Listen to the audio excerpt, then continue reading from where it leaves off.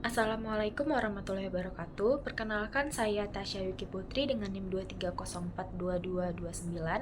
Nah, pada kesempatan kali ini saya akan menjelaskan salah satu materi dalam mata kuliah Sistem Administrasi Negara, yaitu terkait dengan perencanaan pembangunan.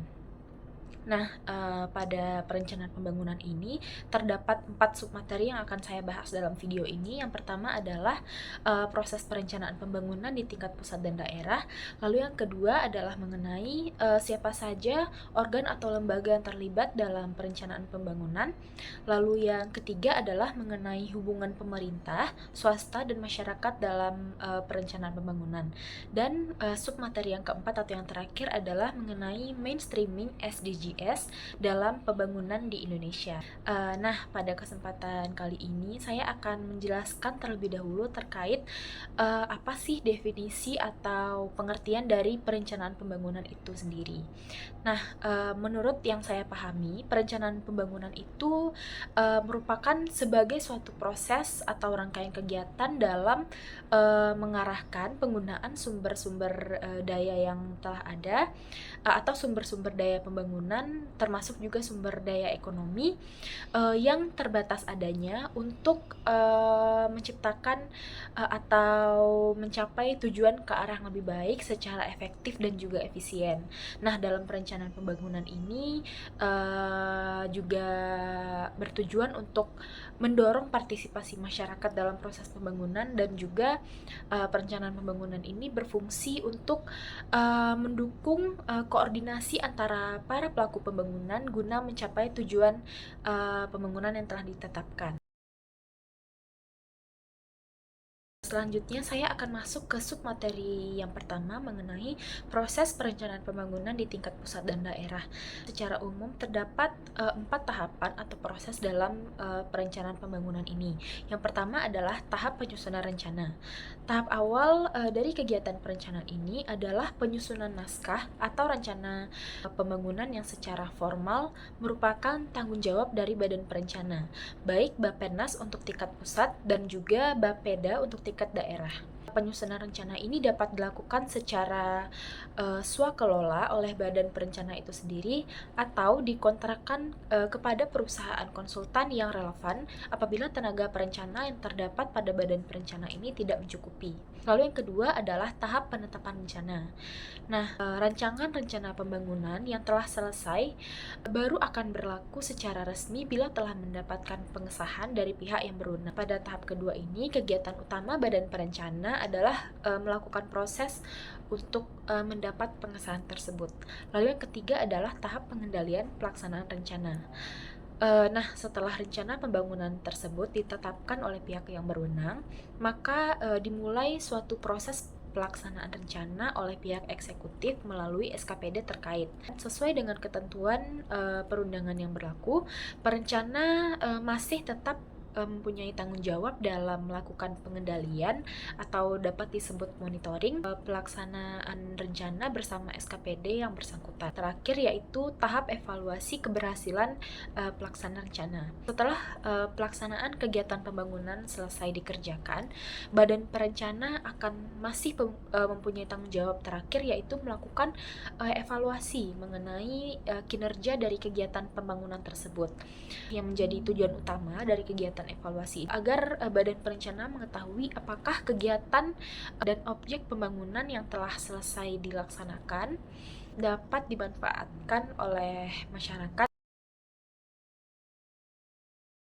Yang pertama adalah Badan Perencanaan Pembangunan Nasional atau disingkat dengan Bappenas. Bappenas ini merupakan lembaga pemerintah non-kementerian yang bertanggung jawab langsung kepada Presiden. Tugas utamanya yaitu meliputi yang pertama adalah merumuskan kebijakan perencanaan pembangunan, lalu yang kedua mengkoordinasikan dan juga menyusun rencana pembangunan jangka panjang, menengah, dan juga tahunan. Lalu lakukan evaluasi terhadap pelaksanaan program pembangunan. Yang kedua adalah Badan Perencanaan Pembangunan Daerah atau dapat disingkat sebagai Bapeda.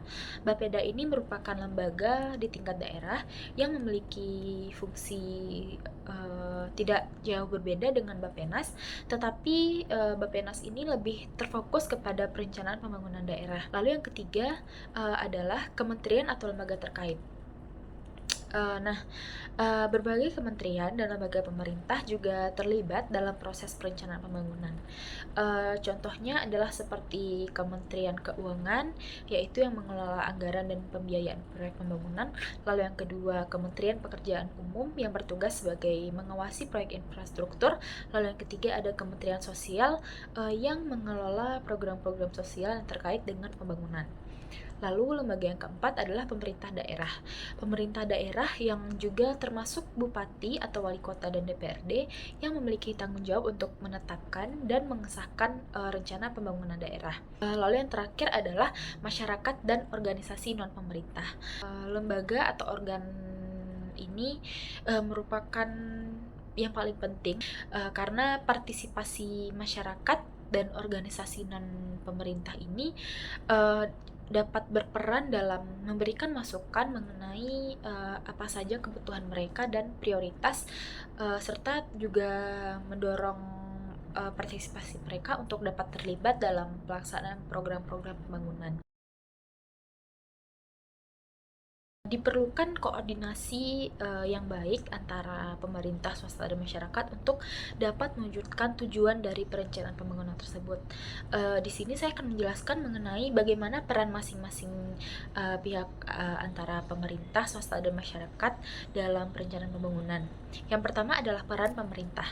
Pemerintah ini berfungsi sebagai pembuat kebijakan, regulator, dan juga yang menjadi fasilitator dalam proses pembangunan. Nah, pemerintah ini bertugas dalam menetapkan kebijakan dan regulasi yang dapat mendukung perencanaan pembangunan. Lalu, pemerintah juga berfungsi dalam mengalokasikan anggaran dan sumber daya untuk proyek-proyek strategis, meskipun mungkin seringkali anggaran pemerintah ini terbatas, sehingga memerlukan dukungan dari sektor lain seperti sektor swasta. Swasta ini berperan sebagai penggerak dalam aktivitas ekonomi dan penyedia modal, teknologi, juga manajemen untuk proyek pembangunan. Yang terakhir adalah peran masyarakat. Nah, masyarakat ini berfungsi sebagai subjek dan objek dalam proses pembangunan. Karena perencanaan pembangunan ini dilaksanakan untuk mencapai tujuan, yaitu kesejahteraan masyarakat. Nah, partisipasi masyarakat ini sangat penting karena masyarakatlah yang nantinya akan memberikan masukan mengenai kebutuhan dan prioritas apa saja yang diperlukan atau yang harus diakomodasi dalam rencana pembangunan. Sustainable Development Goals atau yang dapat disingkat sebagai SDGs merupakan proses yang penting yang melibatkan integrasi tujuan-tujuan tersebut ke dalam berbagai kebijakan dan program pembangunan nasional dan daerah atau pembangunan di tingkat pusat dan juga daerah. Nah, dalam SDGs ini terdapat beberapa aspek kunci mengenai bagaimana SDGs ini diimplementasikan dalam proses pembangunan di Indonesia. Indonesia menunjukkan komitmen yang kuat terhadap pencapaian SDGs melalui pengesahan Peraturan Presiden Nomor 59 Tahun 2017 yang mengatur pelaksanaan SDGs di Indonesia. Nah, peraturan ini menugaskan Kementerian Perencanaan Pembangunan Nasional atau Bappenas untuk menyusun rencana aksi nasional dan rencana aksi daerah yang jelas menghubungkan aktivitas atau kegiatan antara pemerintah dan juga non-pemerintah dengan indikator SDGs. SDGs ini telah diintegrasikan ke dalam rencana pembangunan jangka menengah nasional dan rencana kerja pemerintah. Ini memastikan bahwa setiap program pembangunan yang dirumuskan oleh pemerintah memiliki keterkaitan langsung dengan tujuan SDGs, baik di tingkat pusat maupun di tingkat daerah. Mainstreaming SDGs ini melibatkan partisipasi aktif dari berbagai pemangku kepentingan, termasuk sektor swasta, masyarakat sipil, dan juga akademisi. Penting untuk memastikan bahwa semua suara terdengar atau semua masukan dapat dikumpulkan dan kebutuhan lokal terakomodasi dalam perencanaan pembangunan. Indonesia telah mengembangkan dashboard SDGs sebagai alat untuk memonitoring dan mengevaluasi terkait pencapaian indikator-indikator SDGs secara real time. Hal ini akan membantu pemerintah dalam mengambil keputusan berbasis data untuk memperbaiki strategi implementasi. Nah, sekian yang dapat saya sampaikan mengenai materi perencanaan pembangunan ini. Saya mohon maaf apabila ada kesalahan saya dalam berucap. Saya akhiri dengan Assalamualaikum warahmatullahi wabarakatuh.